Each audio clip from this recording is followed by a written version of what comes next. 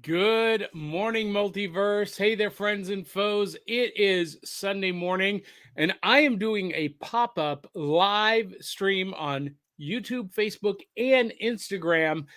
Just doing a simulcast. It's Sunday morning. Saturday mornings are never big enough to contain everything that we have going on for the week. So, welcome to Sunday morning comics. New comics. Yum. We'll do that right now.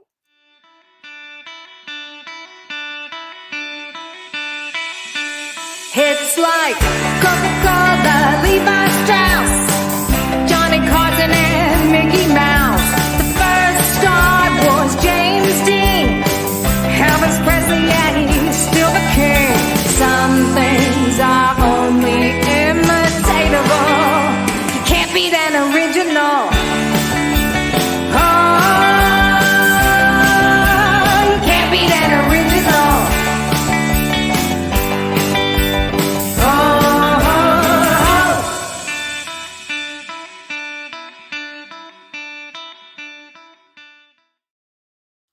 All right, guys and gals, I am back. This is Back of the Cereal Box Sunday morning comics. And we got a few viewers on Facebook and YouTube. And if you are watching, you can join the conversation. We are also simulcasting on Instagram Live. So I've got two cameras and doing a little experiment because Saturday morning on our Saturday morning show yesterday, we ran out of time and there was all kinds of stuff that I wanted to talk about. And we just didn't have time. So I'm working on those episodes or that episode from yesterday morning, getting it prepped to upload to Spotify and Apple Podcasts in audio form. And so I'm sitting at the computer anyway. I'm setting up Cryptid Crunch for Willow and Heather and Keisha tonight. And I thought, you know what? Let's just use this time to go live real quick and talk about new comics. Yum. And of course, Saturday morning cartoons were like the thing. But when I was growing up, Sunday comics in the newspaper were the thing, right? We got up and we could not wait to rush downstairs or upstairs or across the house, whatever it was for you guys, across the apartment, to grab the newspaper from mom and dad and flip open to the Sunday funnies. Now, in my hometown, the movie listings were also in the comics section. They were brilliant. So that was another chance to look at what was coming up in the next week in the movie theaters and get excited about that. So I thought I would share a couple of things that I've gotten this month, and I want to share my pick of the month. I know we're going into April. This is April 3rd, but March was really good, and especially for comics. And I'm going to share my pick of the month in just a moment. But I want to turn you on to a couple of things that you might not be aware of. And we got some comments in here, and this is how this works. That if I don't know why you're posting that, Eli, but this is how this works. If you're watching and you would like to be a part of the show, literally, you can post a comment either on Instagram or on Facebook, YouTube, and I'll address it. But Eli, I don't know what that post means. So I don't know, man. I like this angle on Instagram a lot. Anyway, that makes me look really svelte. I like that. I might be doing that angle more frequently. Anyway, that's an aside. Squirrel. By the way, before we get too far into this, I do want to thank some people who help make these broadcasts possible. They are our supporters on Buy Me a Coffee. Cherise Collins, Cindy Kep, Brian Huff, Dave Manginelli, Brian Mattingly, Crystal Raven Jones, Eli Cash, Eli, Actually, Eli contributes through our Patreon for the Impossibilists, but it's all part of the same production company. So, because Back of the Cereal Box produces Cereal Box Comics. And anyway, so that's what we do, and those are the folks who support us. And if you'd like to see your name in lights, you can do that as well. And if you haven't heard, next week, hitting the bookstores everywhere you buy books is my new book, One Night at the Roxy, and that is published by Seven Star Press. And Eli says, "Why am I posting this, John? I'm sharing the comic I'm doing." Oh, see, Eli, you need to provide some context. So Eli's comic, Cereal Box Comics, which is called Wenches and Wormholes. It's part of the same line of comics as One Night at the Roxy and the League of Impossibilists is all part of the Decoverse. And Eli's is called Wenches and Wormholes, and it's about Big Daddy Cool and the Bombshell Kittens falling through a dimension into a realm of swords and sorcery ruled by Darian, Haster, and Danger Carney is one of the characters. Is he a hero? Is he a villain? Only time will tell. And you can find out at patreon.com/impossibilists. So check that out. So, happy now?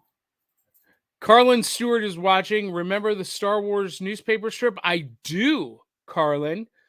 I do. Listen, I love the Star Wars newspaper strip. I especially love the Spider-Man. I loved Flash Gordon, the Phantom, all of those. I loved. Mandrake the Magician. Yeah. And I love the Star Wars strip. I would love to know where that falls, if it falls into canon at all, because if I'm not mistaken, for a while it was written by George Lucas.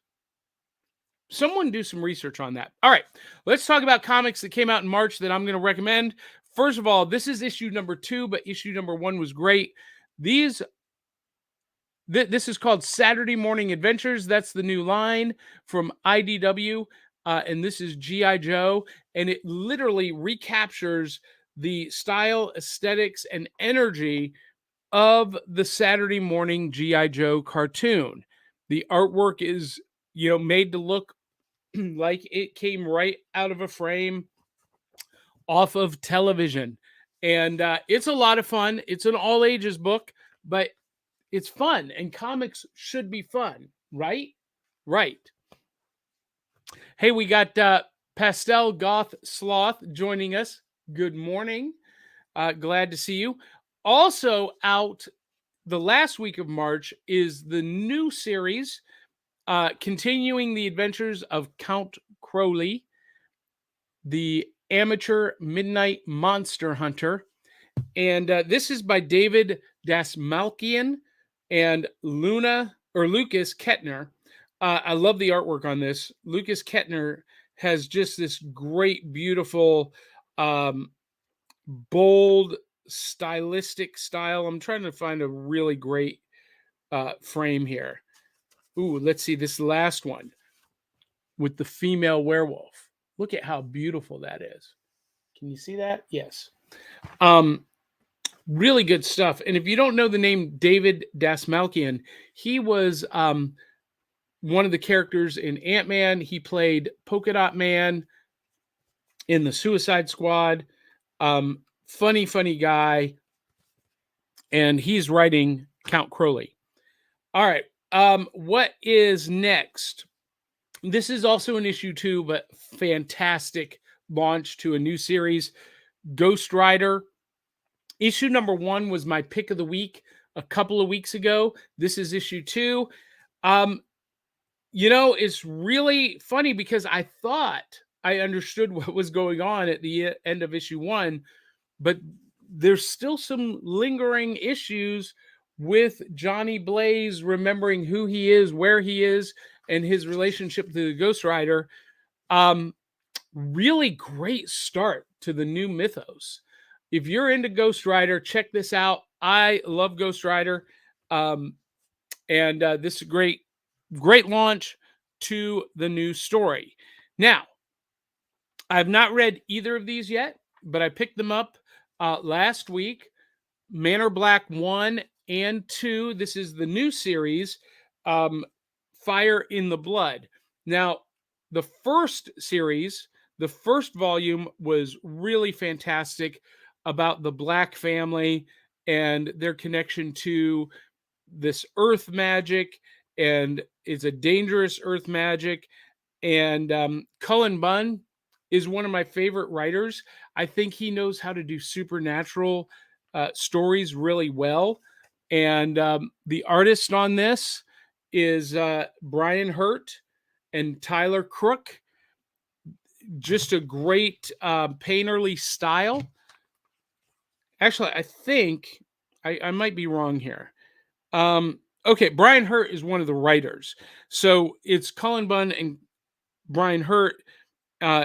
Brian Hurt did the layouts on the artwork, but the finishes is Tyler Crook, who does the watercolor paints, and it's just a gorgeous book to look at.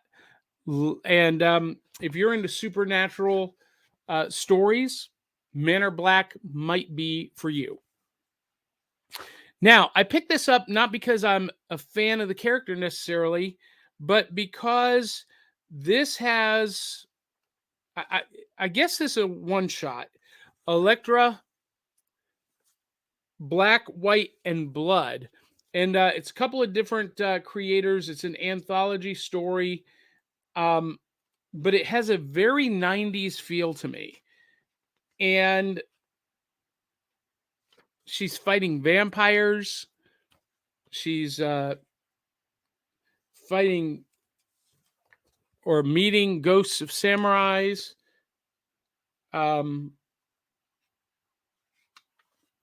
Yeah, so, or maybe that's her.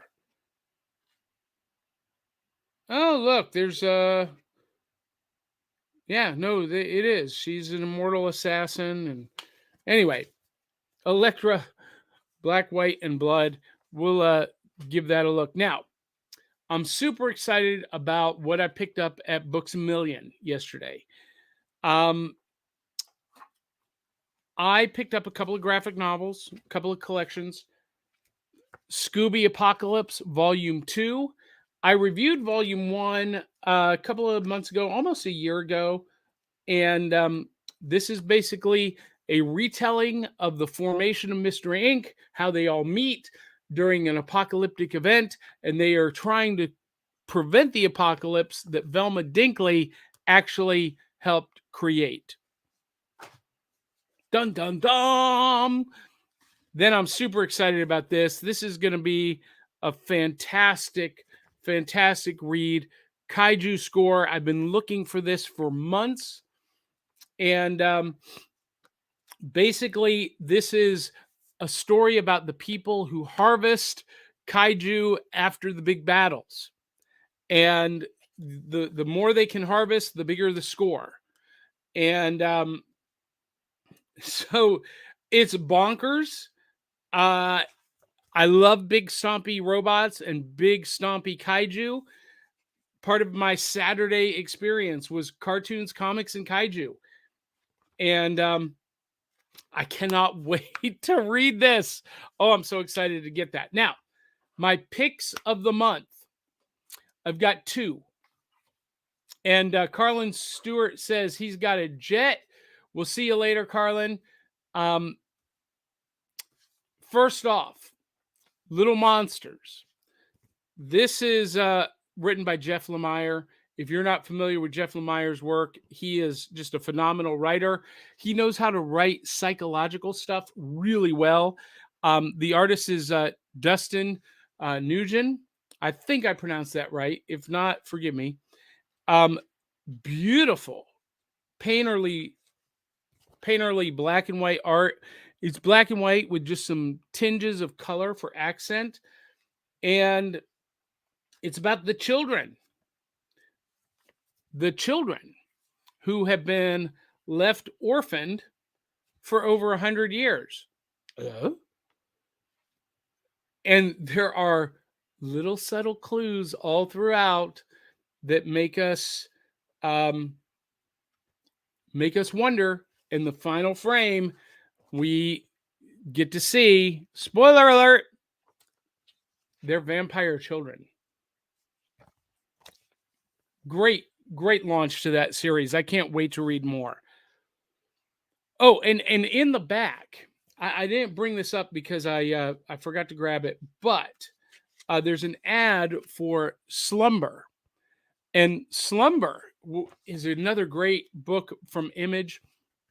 Slumber is about this dream detective, or dream assassin, I guess I should say.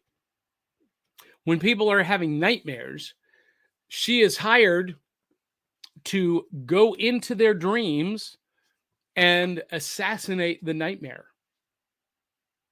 It's such a cool concept. I'm really digging it. So check that out as well. All right, time for the pick of the month. You ready? Drum roll, please. The pick of the month is going to shock everybody. It's going to shock you. Ryan Permisson, are you sitting down? I see Nicole has joined us. Nicole, tell Brian to sit down for this. The pick of the month from IDW and Boom is Godzilla versus Power Rangers. You guys, this is maybe the best comic I read this month. Maybe one of the best of the year. It's by Boom and IDW. It's written by Cullen Bunn, who is one of my favorite writers. He wrote Man or Black. Art is by Freddie Williams II. And not only is it a great story, the art is phenomenal. And I'm just going to tell you that this, in my opinion, is the best artwork I've ever seen on a Godzilla book. Look at how great that is. Look at how great that looks. This is gorgeous artwork, and the story is compelling. Rita Repulsive. Rita. She finds her way into another dimension where the Power Rangers never existed. However, Godzilla existed there, and the Green Ranger, Tommy, gets sucked in with her, and he summons the Dragon Zord to fight Godzilla, that Earth's protector. And, of course, the last frame is the rest of the Power Rangers showing up to help out Tommy with some Dino Zord action. Look, I don't know much about the Power Rangers. I've never been a Power Rangers fan, but I am a Godzilla fan, and I love Godzilla. But the Godzilla comics lately have been wanting. And I picked this up because Cullen Bunn was the writer, and I love Cullen Bunn, despite what Brian K. Morris says. And I am not disappointed. This was the best book out in March. Pick it up. Love it. Mean it. Now, real quick before I jet, last night I saw Morbius. I went into Morbius really with no expectations. I expected it to be horrible based on the reviews, the previews. I really did not expect it to be good at all. So the only reason I was going was because it's a Marvel character, and I felt like I needed to be in tune with what was going on with Marvel characters and the Sonyverse and yada, yada, yada. I got to say, I love this movie. This movie was outstanding. It passed the bathroom test. I didn't have to get up and go once. I was on the edge of my seat. I was engaged. I thought Jared Leto did a phenomenal job playing the character. The fight sequences were a little bit dark and a little bit fast, but overall, just phenomenal. I loved the way they demonstrated his powers, how they made Morbius seem like a really strong character. worthy addition to the MCU, but it's not in the MCU. It's in the Sonyverse with a. Anyway, I'm not going to get into that. I got into a fight on Facebook this morning with a guy in the forum because he called me old. Because, anyway, that's a whole nother thing. Whole nother story, people. I'm not old. I'm vintage. I am a 9.6 on the CGC grading scale. Can you dig that? I knew that you could. Now, so Morbius, I had a lot of fun watching that. I'm going to go see it again. I will give you this warning. The post-credit scenes are meaningless and they really make no sense. I'm not quite sure why they even threw them in there. I really don't know. So just heads up on that. I could have done without the post-credit scenes, and in my head canon, they never happen. So there you go. One last one. We didn't get to talk about this yesterday morning, but I want to talk about Turning Red real quick. I enjoyed this movie a lot. I know why they went to Disney Plus direct on this. It probably wasn't to the caliber of a theatrical release. I could be wrong on that, but I really enjoyed it a lot. And, you know, it's about Mei Lin, an 11 or 12-year-old girl, preteen girl, who has a family curse. Spoiler warning, spoiler alert. Her family curse is that the women in her family transform into giant red pandas. I mean, giant. Red pandas are small and cute and cuddly. Well, they're not really cuddly. They have razor sharp claws and can be quite vicious. But these red pandas are giant red pandas, mystical giant red pandas. And she has discovered her ability, and it deals with her coming to terms with that, and, you know, whether or not she wants to remove the curse or embrace it. And it's just a fun movie. It's packed with comedy, action, and really speaks to family dynamics and family expectations, tradition, and whatnot. I really loved it. And in my head canon, it takes place in the same universe that The Impossibles take place. So there you have it. Turning Red. Check it out on Disney Plus. And I think that covers everything that I didn't get to cover yesterday morning on our Saturday morning show. If you like me doing these Sunday morning comics, let me know. We might make it a more regular thing. We're going to experiment with different platforms as well. You know, we'll continue to do the occasional Wednesday night bites, but I'm thinking Sunday mornings might be a better time because just like Saturday mornings, my family's still asleep until 9. So if I get up at 8 and do a Sunday morning comics, Sunday morning funnies, then I can talk about comics and other stuff with my new bowl with a handle, cereal in hand. Because on Sunday mornings, we were getting up, we were pouring the cereal, and I was reading the comics in the Sunday newspaper, and that transitioned all day long to comic books. And then Sunday nights for us was always, you know, Muppets, Mutual of Omaha, Wild Kingdom, In Search of, and board games. We were playing, you know, board games on Sunday nights. So maybe Sunday morning, that can be our focus. If you think that's a good idea, let me know. Post a comment down below. Send us a message.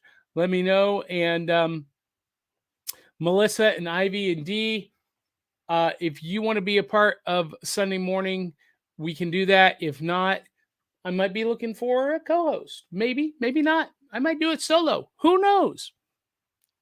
Anyway, that is it. I want to leave you guys with this promo on one of our partners. We partner with Comic Books for Kids. They deliver comics to kids in the hospital. Well, you know what? As we say goodbye, I'll let him do the speaking for me. Thanks for tuning in, guys. Love you, mean it. Until the next time, tell 200-300 of your closest friends and family to come join the fun. And until the next time, we'll catch you on the back of the cereal box. Comic Books for Kids provides comic books to kids in hospitals and cancer centers across the U.S. It's a place where we can all work together to make sure every child has a comic book. 100% of all proceeds go towards the kids. It's about making a difference, and while they're in the hospital, allowing them to fly like a superhero, battle dragons, or rescue teddy bears. We are in every state in the country and now support over 160 hospitals. Every month, we add more. Visit cb4k.org.